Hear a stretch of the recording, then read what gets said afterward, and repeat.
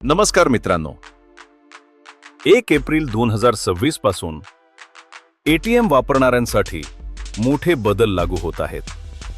जर तुम्ही एटीएम मधून वारंवार पैसे काढत असाल तर हा व्हिडिओ शेवटपर्यंत नक्की पहा, कारण याचा थेट परिणाम तुमच्या खिशावर होणार आहे.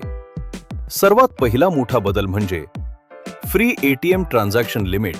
आता तुम्हाला महिन्याला फक्त आपल्या बँकेच्या एटीएमवर 5 व्यवहार फ्री मिळतील आणि इतर बँकेच्या एटीएमवर 3 ते 5 व्यवहार फ्री असतील.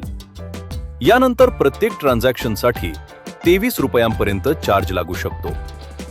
दुसरा मोठा बदल, UPI द्वारे एटीएम मधून पैसे काढणे म्हणजेच कार्डलेस विड्रॉल.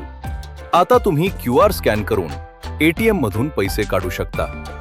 पण इथे एक महत्त्वाची गोष्ट आहे, हे ट्रान्झॅक्शन सुद्धा फ्री लिमिटमध्ये मोजले जाणार आहे. म्हणजेच तुमचे फ्री ट्रान्झॅक्शन लवकर संपणार आहेत. तिसरा बदल, बॅलन्स चेकवरही लागू होतो. फ्री लिमिट संपल्यानंतर बॅलन्स चेक करण्यासाठी सुद्धा चार्ज लागू शकतो. आणखी एक महत्त्वाची गोष्ट, काही बँका आता डेली विड्रॉल लिमिट बदलत आहेत आणि नवीन चार्जेस लागू करत आहेत. म्हणून प्रत्येक बँकेचे नियम थोडे वेगळे असू शकतात.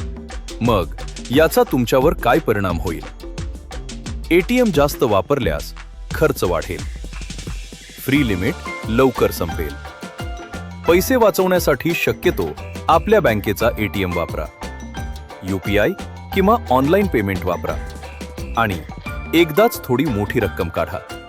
तर मित्रांनो, 1 एप्रिल पासून एटीएम वापरताना थोडं सावध राहा.